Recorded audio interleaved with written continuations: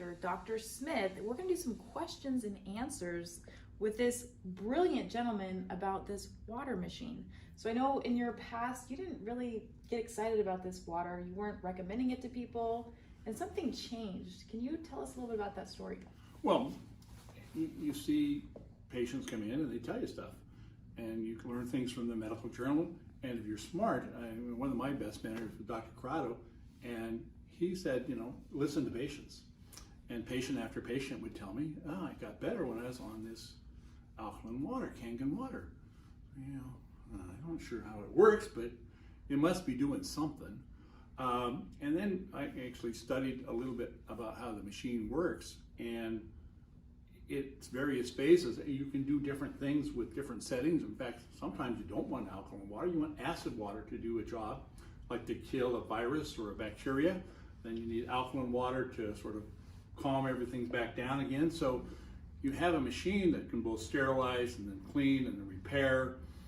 And we use supplements, and you have to purchase those, but the water acts very much like multiple different supplements depending on how you set the machine. You've got a sterilizer, you've got an antioxidant, you've got a cleaner.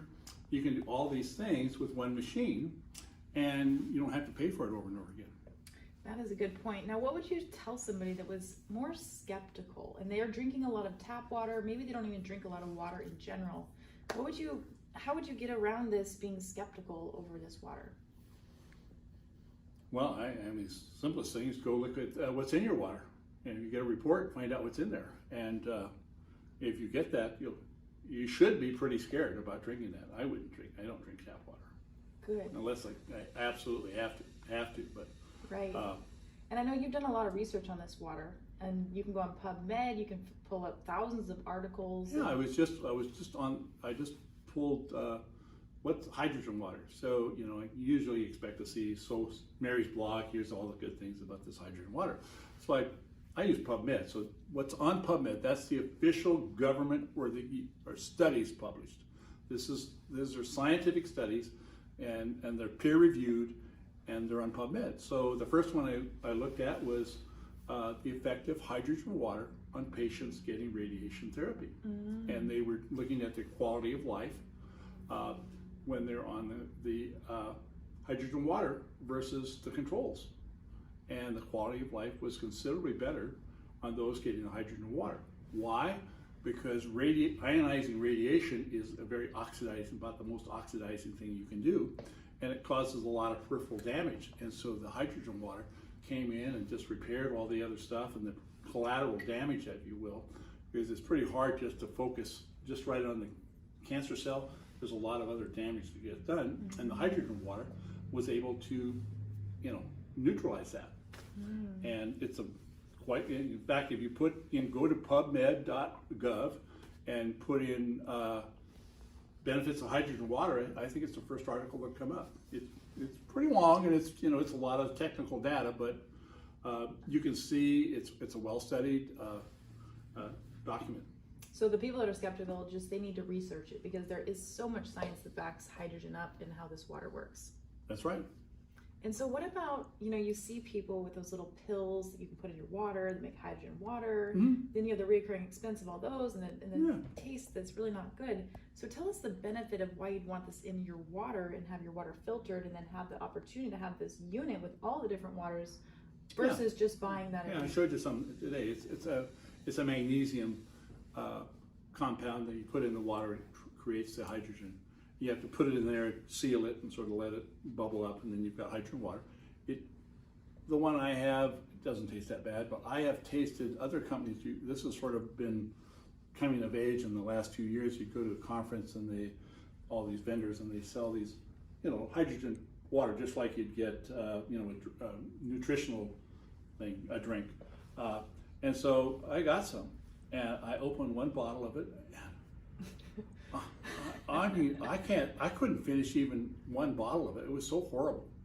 So it doesn't have to be horrible, but it doesn't taste anything like the water you're getting out of one of these machines. But it's just due to the concentration of the water and how much they have to put into it, and how they keep it. I mean, hydrogen water doesn't keep very well. Once you open it, it starts oxidizing because that's what it works as an antioxidant, so it's doing its job, so it dissipates pretty quickly. So the best way to do it is generate it on the spot.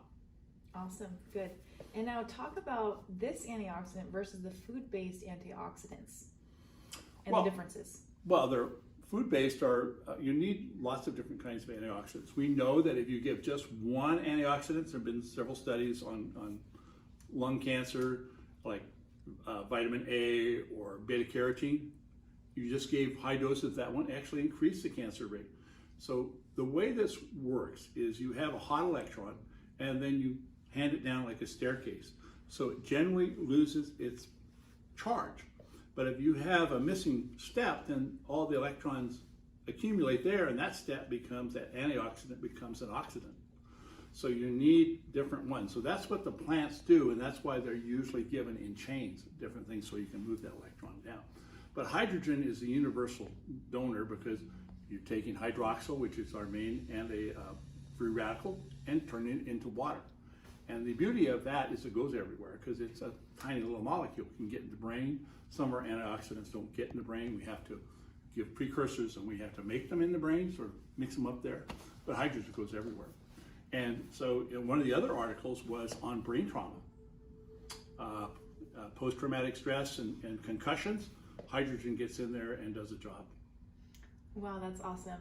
One of the funniest things ever is when people start drinking this water, because the hydrogen finds a free radical and turns it into water, your body excretes the water out. And so the more toxic you are at the beginning, the more you're going to the restroom. And I tell people the solution to pollution is dilution. You got to get it in to get it out.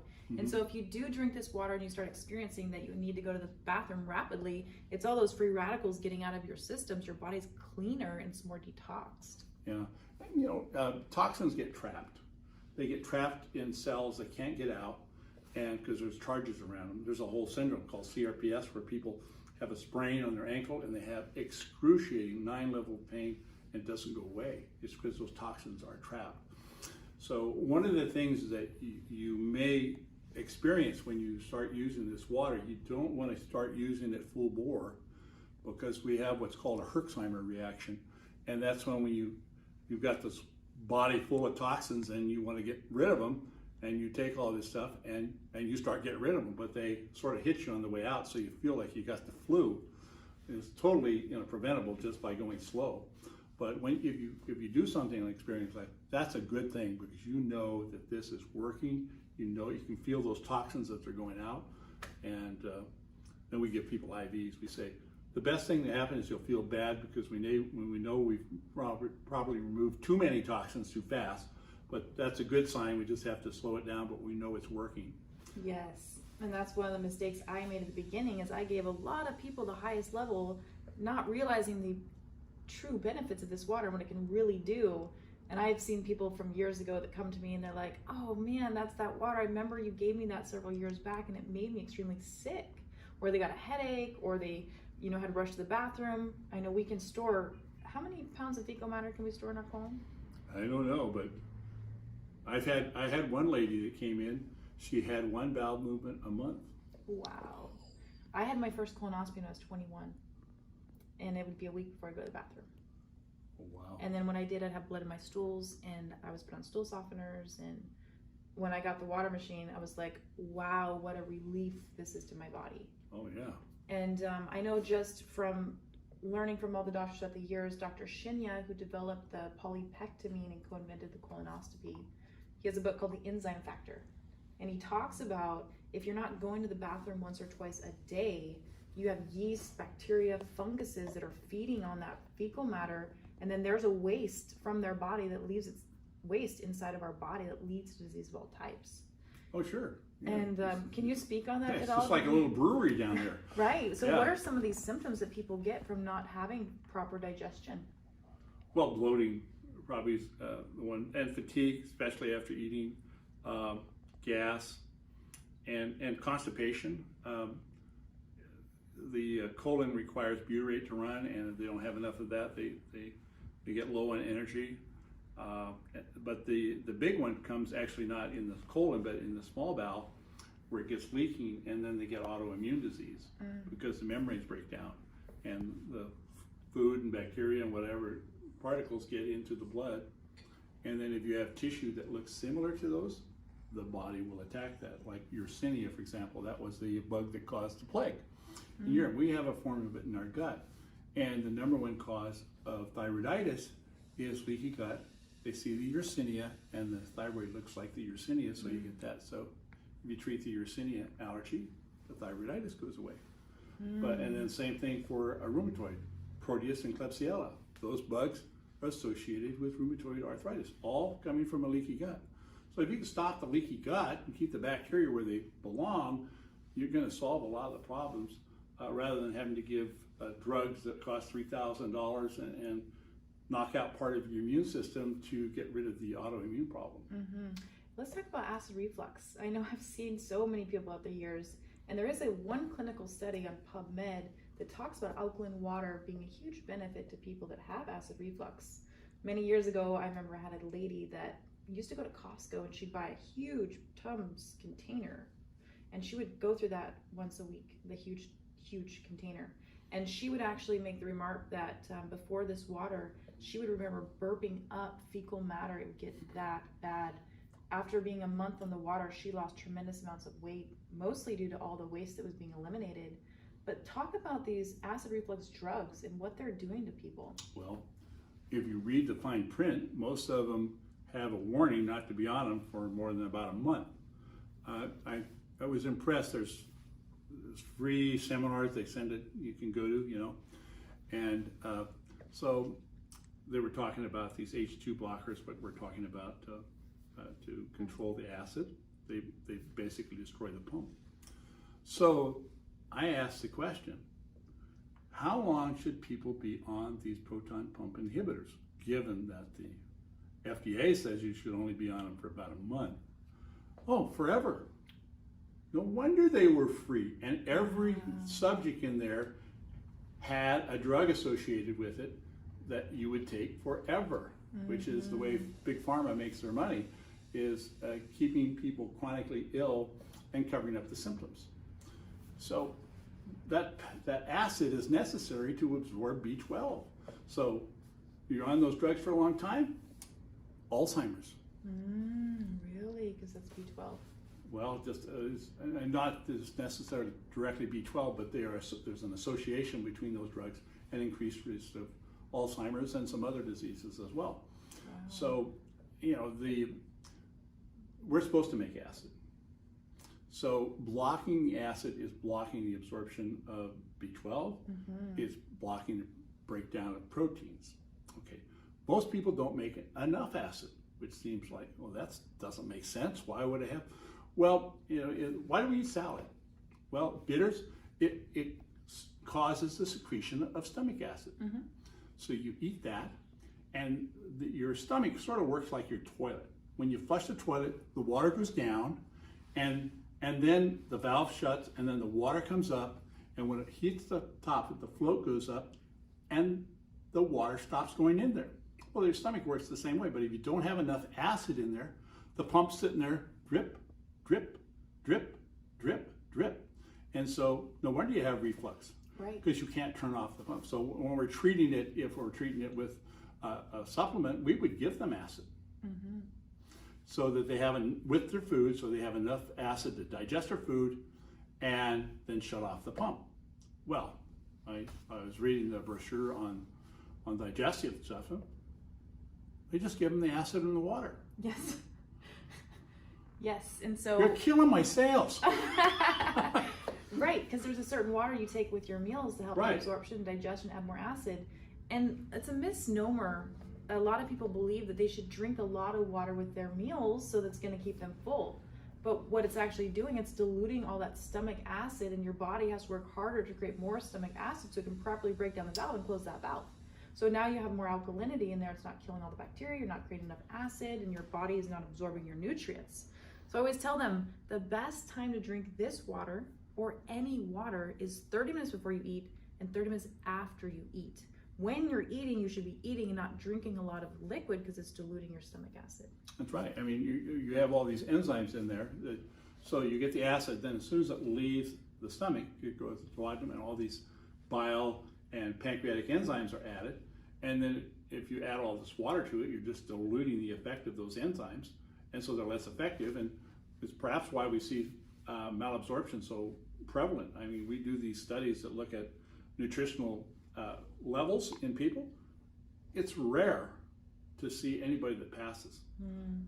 In 100, maybe 2. And most of them are atrocious. Well, they don't have enough enzymes in there. And if they're drinking a lot of water with that, they're diluting what they have down further. So they just don't absorb it. The last lady, she was taking $300 worth of supplements, and she flunked everything. I mean, you've got a green, yellow, and a red. She was virtually everything was in the red. And water transports nutrients too. So if she's taking this $300 worth of supplements, water is what brings it into the cells, helps your body use it, and then of course helps your body eliminate the waste. So if you don't have proper water going in that's hydrating you, it's not going to get fully absorbed either. So she might be just flushing expensive urine down the toilet. Oh, it doesn't get to urine. Oh, really? It gets to poop. It doesn't get absorbed. Wow. Oh, you my got to gosh. absorb it to get to urine. Wow, interesting. Wow. Amazing. So thank you so much for all the knowledge that you're sharing with me today. I did have one other question for you about dehydration. When people come to you, what's the main symptom they're experiencing if they don't have enough water in their body?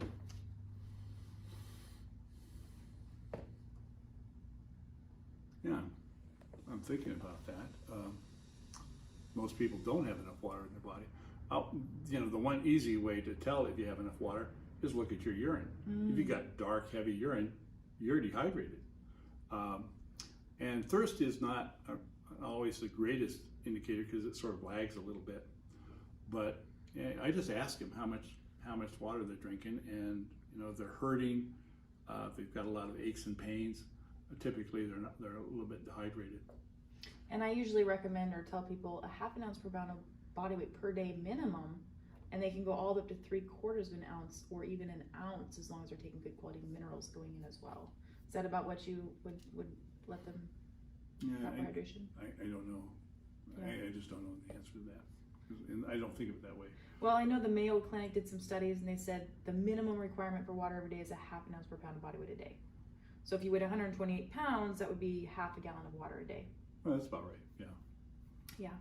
Well, awesome. Thank you so much for the information that you shared with the audience today. And you can find you on your YouTube channel. We let the audience know what that channel is. It's Agape Nutrition. Awesome. Cool. Well, thank you. If you have any questions, feel free to reach out to us, and we'll see you in the next video.